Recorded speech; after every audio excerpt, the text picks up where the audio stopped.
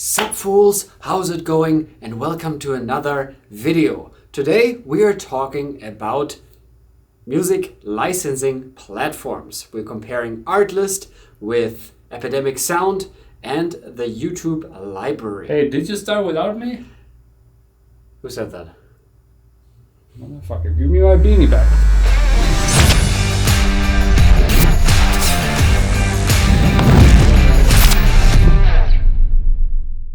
Okay, can I talk in my normal voice now? Yes. Yeah, okay. You go girl. Yeah, hair, makeup. Sup fools, welcome to another video. As my assistant already said, today we're going to talk about Epidemic Sound, Artlist, YouTube library, and compare all of them. Thank you, Aramis, for being here. Welcome. What? So both of us have different experiences with those platforms, and now Aramis actually leads to one side. I'm leaning towards the other, and now we're going to break down pros and cons of every platform, of every website. And Aramis, you can go first. Well, so first of all, the videos that I'm making require usually a lot of music. So music is very important to me. I make informational videos, but also a lot of travel vlogs where there's a lot of music in the background. So you're using like 4 to 5 songs per video, and you're using Artlist right now. Correct. What did you use before? Before, I just used copyright-free music from people uploading copyright-free music on YouTube. That's it. And that can be risky. And if you want to get more professional with your YouTube videos, I think at some point you should stop doing that and go to some sort of licensing platform. Yeah, because it's true. The YouTube library, it's cool that you have music accessible and available, but the music sucks. Yeah. The quality of the music is very low, even for me, who doesn't know anything about music. Aramis is a composer, so he knows his shit, but I really dislike the YouTube library. And when I made the step to actually purchase a subscription, I started with Epidemic Sounds. The video quality, the sound quality of my videos got better, and definitely you could see that that was the right decision to make. Yeah, I think for the YouTube library, what you can really use it for is for classical music. If you ever need classical music, because that can be copyrighted too, the performance of a certain old piece. So if you need that, I think the YouTube library is great. Aside from that, I actually never use it. What I was talking about is like artists uploading YouTube music on YouTube, and you just download their music, like royalty-free music and stuff. But you can't trust that either. Exactly, you can't trust it. You cannot. And you never know. Maybe sometime an artist who was copyright-free suddenly signs with a label, and suddenly you get 20 copyrights claims, not strikes, but claims. And that sucks. So if you want to be professional, I don't think you should risk it. I remember when I did this, we did this training like Goku video. Yeah. I had like music like this. It said copyright free, action, cinematic, music, whatever. And so I used it and everything was fine until I got the copyright strike. After like 1,000 views or so, which is a lot for my filmmaking channel. And then I was like, oh no, now I have to take it down and start over pretty much and re-edit the entire video, because you edit on your music. And maybe that was just a trap. Maybe, I don't know. Artists do that. They just say, okay, it's copyright free until people use it, and then they see, hey, somebody used my music. Now I can give them a copyright strike, and they get the money for your views. And even though that is probably not legal, who has the time and the money and energy to sue someone if you have a small YouTube channel or something? So I would just, and it sounds, we should probably say, we're not sponsored by any platform or anything, because it sounds like we're really pro these platforms, but... Yeah, we're not sponsored by anybody, but neither Artlist, not Epidemic Sound. No one. We could be though. If you but seriously, we're not sponsored by anyone. We just made the decision, apart from each other, to actually, investing in our craft and purchasing a subscription on either of those platforms, which costs what, $25 a month? I am not what is art. Maybe we should look up what Artlist exactly So, costs right now. 2 years ago, let's back up real quick. 2 years ago, I started with Epidemic Sound because one of my clients, potential clients, Johannes, he used Epidemic Sounds and he made me download a few songs for his vlogs. I was editing and I liked it, so I signed up for Epidemic Sound myself. Then I got into trouble because one of the people I shot with used one of my videos with my permission, but then she got a copyright strike. She Your basically license. used my video, Yeah.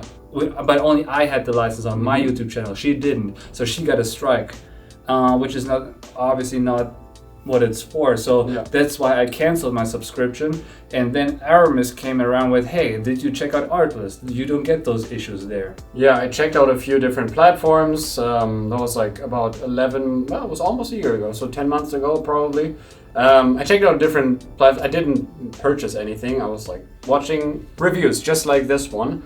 And after that, between Epidemic Sound, Artlist, and there's one or two other ones that I forgot because they weren't in the running for me.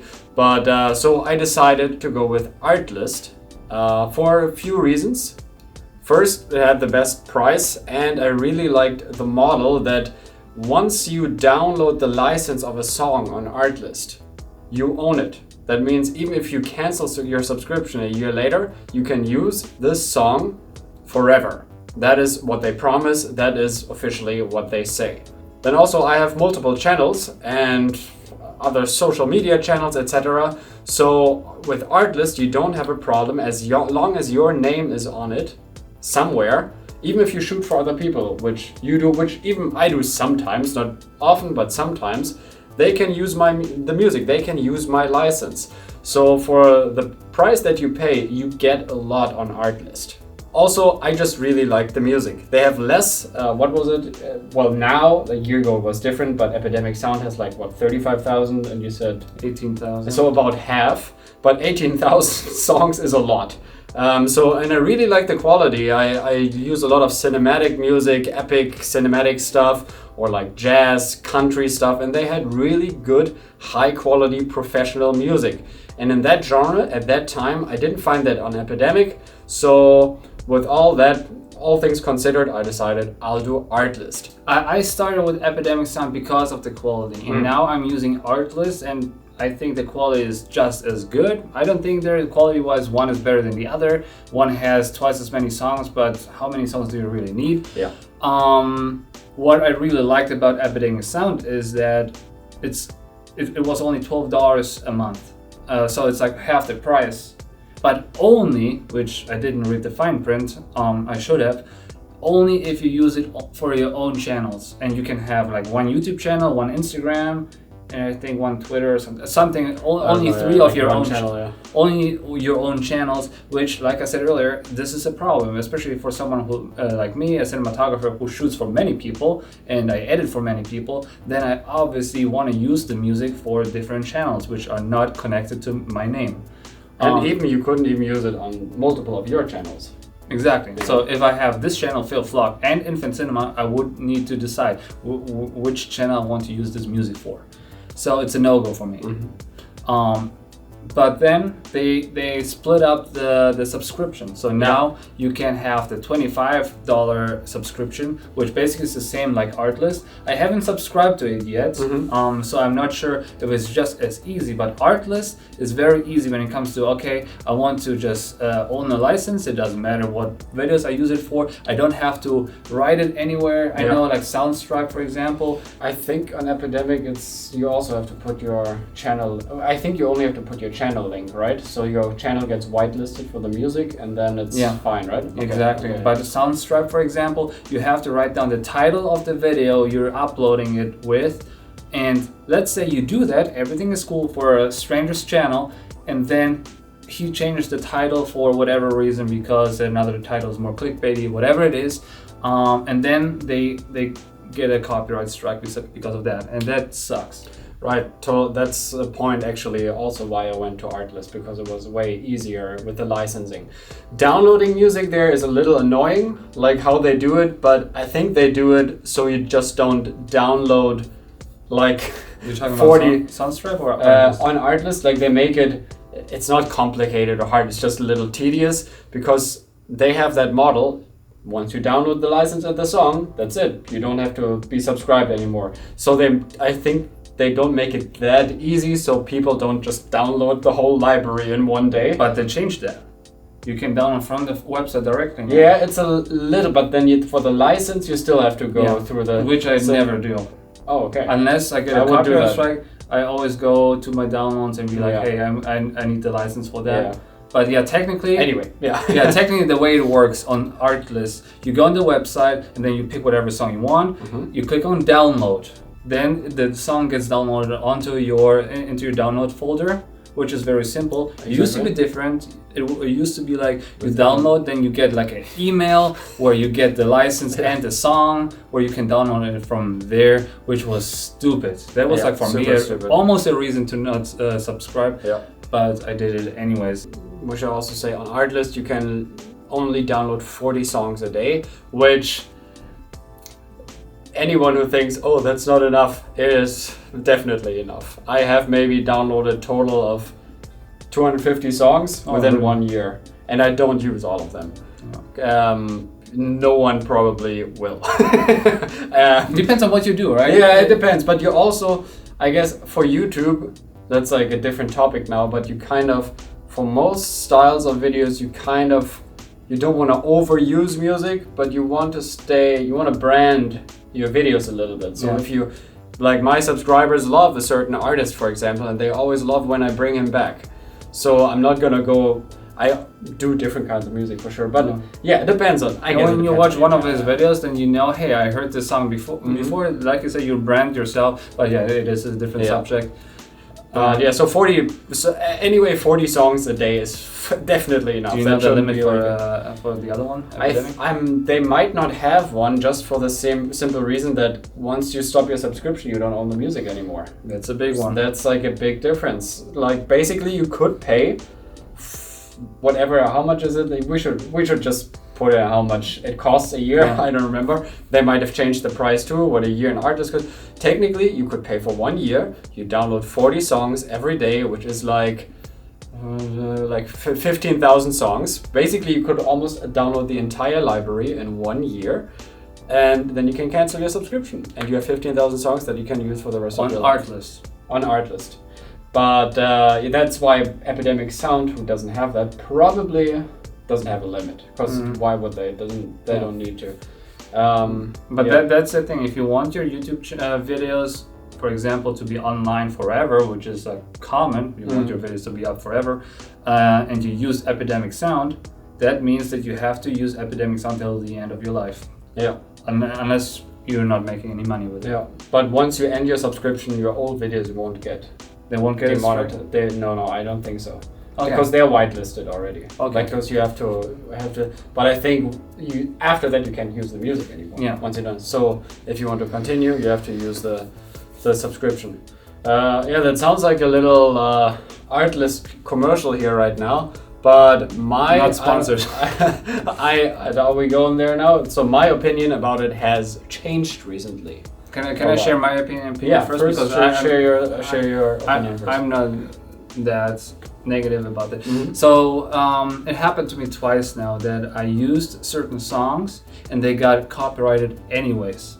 And then I asked him, because it happened to him before, and I was like, hey, what do I do now? I don't know what to do. And he just walked me through what you have to do, which is basically just claim that you have the copyright, then you just copy paste your license into the copyright claim, and then they're gonna, what is it called? They're gonna redeem it? What's the word? Release, I guess, the claim. Yeah, they're gonna release the claim. And what I also did is sending Artlist an email, just letting them know, hey, that and that happened with this and this song. What the fuck? Yeah. That happened to me twice, but that happened to you a couple of times more. Yeah, so I don't know the exact number, but so when I got Artlist, I was like, damn, it's so awesome. My videos, the music is so much better, and so much more production quality. After a few months, the first claims came in. First, it was only one song that I used that suddenly wasn't even on Artlist anymore. Like they removed it from the platform. There was some issue with the artist or whatever, and suddenly I couldn't use that song anymore. And that was a big waste of my time and energy to go back and forth with Artlist so they can release the claim, or even like the distributor of that artist had to do it. So it was very annoying. But now, not only that, even with artists that are on Artlist and the songs that are still on there, you still might get claims. And that defeats the entire purpose. And those claims could either be scam claims, because there are these like third-party companies that just do these scam claims on YouTube videos to get money. And it's very easy to, you just dispute the claim and it will be removed. It's still very annoying and always energy and time that you're investing that you don't have to invest. And the other thing is, which is happening to me right now, I had at least 15 claims so far. From artist music. Some artists, they have 10 songs on Artlist, and then they do obviously make more music. They do 10 on Artlist, and then they have a new album that comes out on Spotify, and they distribute it through something like DistroKid or whatever, these platforms where you can distribute music on iTunes, Spotify, etc. And those have their own content ID system. I'm not sure if I'm saying this all correctly, but most probably know what I'm talking about. And they claim not only the songs that they just published, but all their songs, which is not right, and it's not legal, and you can dispute those and it will work, like the claim won't stay there, but you still get these claims. I got so many claims from artists that are on Artlist, and it is so annoying, and I've sent so many emails back and forth with Artlist, and their customer service isn't great.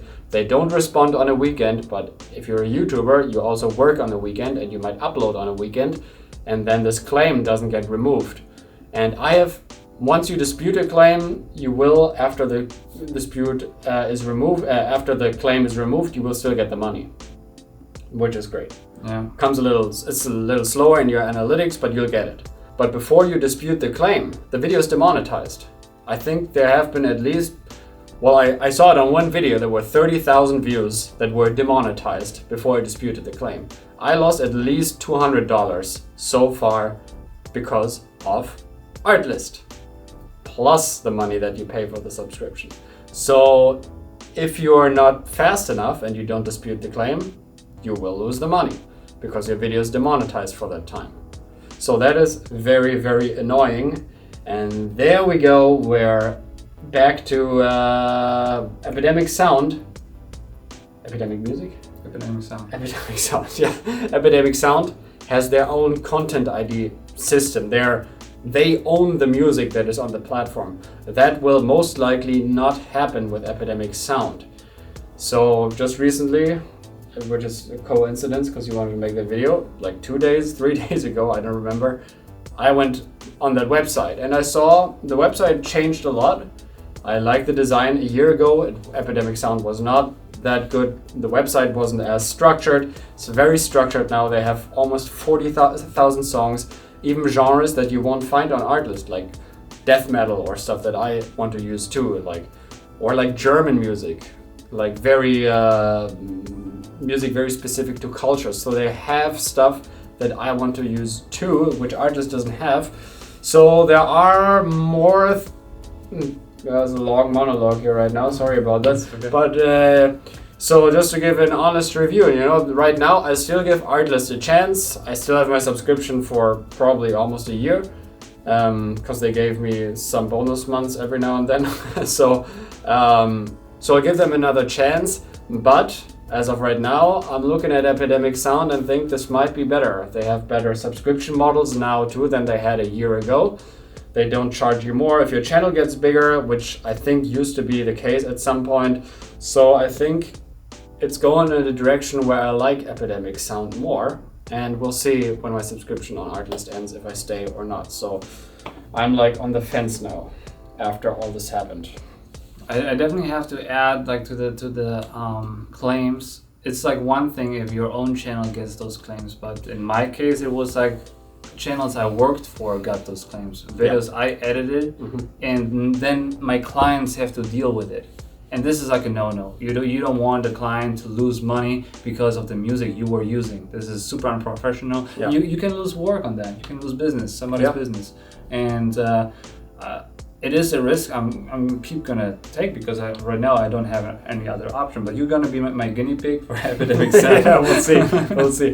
But yeah, that's like the most unprofessional, embarrassing thing that can happen. Like, yeah. But the thing is also with the subscription with Epidemic Sound, you can't use the music for TV commercials, which is not something I would do right now because usually TV commercials they have their own copyrights to their own mainstream songs. But sometimes when you edit a TV commercial, which happens sometimes in my life, I still would like to use my music library, and Artlist would be the better choice and the better pick with that. Yeah, and the commercial license on Epidemic Sound is, I saw if you pay a year, it's $300. Otherwise, it's $40 a month. But for a year, it's $25 a month. But you have to pay the whole year. Then you can use it for multiple things. And Artlist is much cheaper. I think it's like 200 or something. I don't remember exactly. Yeah, when you remember? Pay for a year, 230, I think.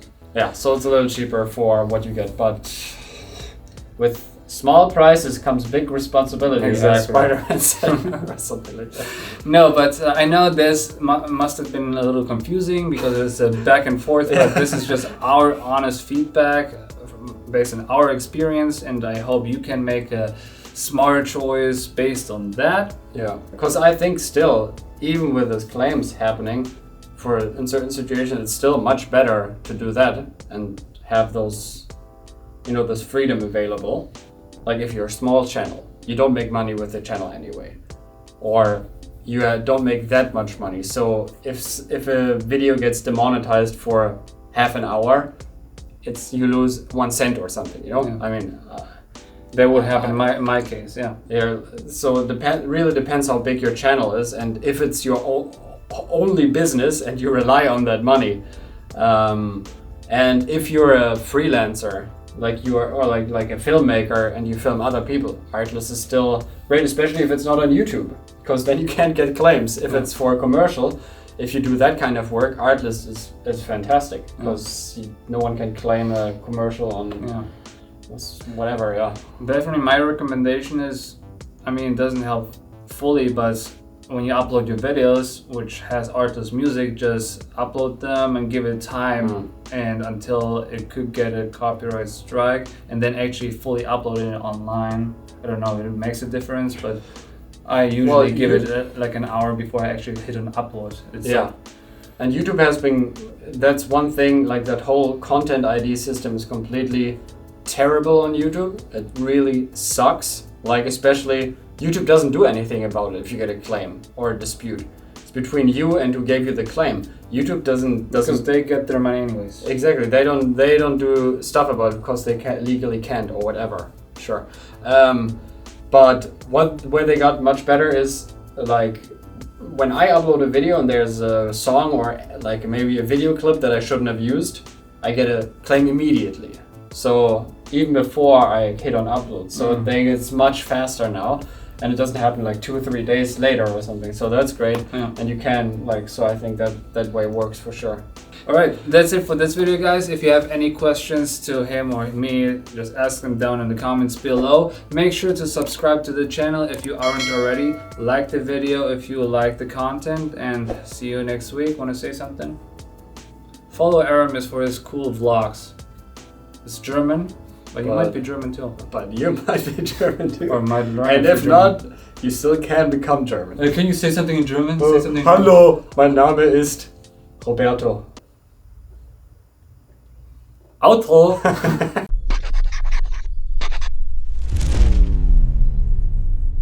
I'm sweating like a pig in that suit. Me too.